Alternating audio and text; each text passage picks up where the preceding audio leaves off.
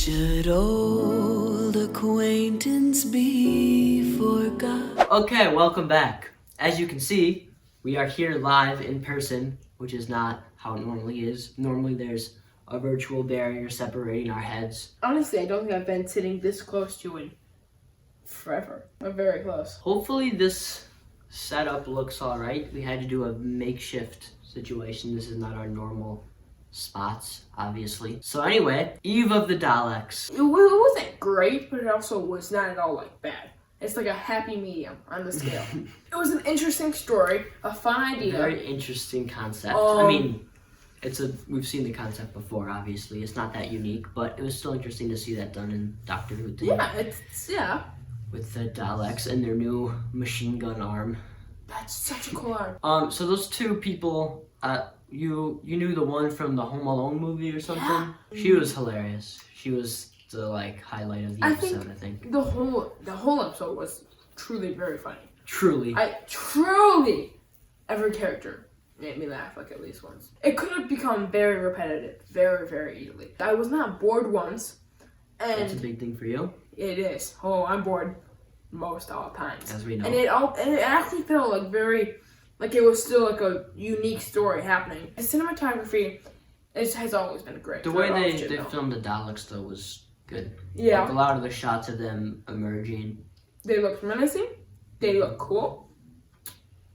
Yeah. When the TARDIS was exploding, we stopped and pointed out how that looked so cool. Yeah, that actually, when it was resetting and they had to get out of there, that was really cool. It was shifting inside of it. That was good. I'm not sure what the whole point of it, getting all weird like that. Well, was because the flux messed it up. Yeah, but that went nowhere. Maybe that was all just to set up the special. Yeah, it was a plot device. In this episode, we got at least an acknowledgement of Jasmine. The way it was handled made it all the more powerful. Well, first of all, I just don't like that in general. The whole thing with Rose, I was never a fan of, and even with Martha, which seems like more incenting going on now. Not really a fan of that. And it just kind of fell out of place in this episode.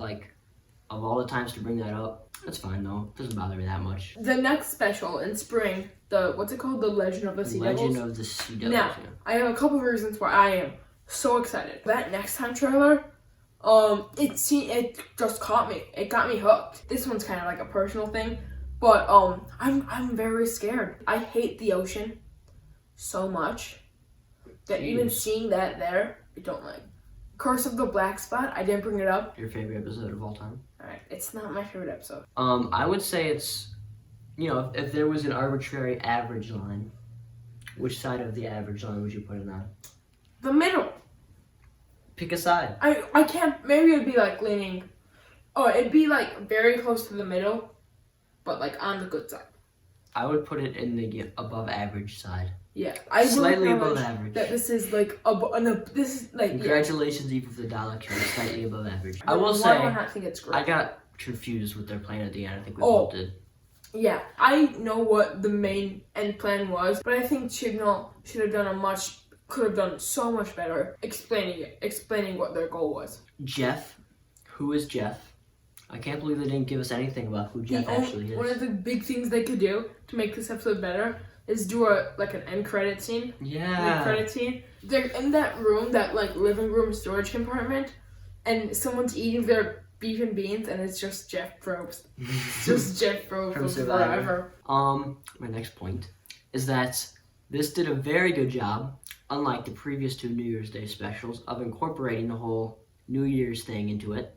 It's a countdown to the new year, 12 o'clock, midnight.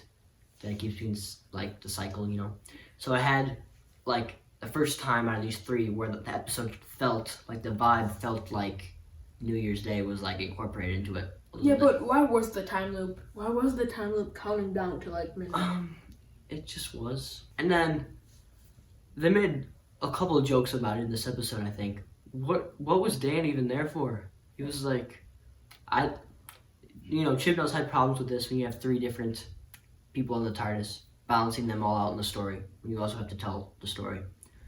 But now he's only got two of them, and Dan, for sure, felt like he was what was he even doing? He was just following him around. He had a couple lines. Every time he would say something, it would be like, who's this guy? Why is he talking? That's literally what they said. Honestly, I feel like this episode could have started with the doctor dropping Yaz and Dan off at like their homes. Oh yeah, especially since this is, I mean, really Dan's first like trip, other than the whole chaotic flux stuff that was going on. Yeah. So this whole thing is the ramifications of the Vanquishers and the whole thing with like killing all the Cybermen and Daleks and Centaurs and all that. That's why they're there. Honestly, I think like we said, there was nothing special about that, but that was a nice self-contained story. We haven't done a like overview thing or anything for Flux, and now that this is out, we might just like incorporate this into it since it came out so close to it. We're not sure if that'll be in the form of like a ranking or just an overview, but that'll probably happen as long as we get around to it, which we might not. You know, that's it then. Would you like to do some sort of send-off? Yeah, I need to think. Hold on. I'm thinking of one. What do we talk about? What are some things we brought up? Jeff. Oh, okay. Subscribe or else you should subscribe. They should subscribe. Yes, they should. Subscribe, and if you don't subscribe, then Jeff is gonna eat all your beef beans. Nice. Nice.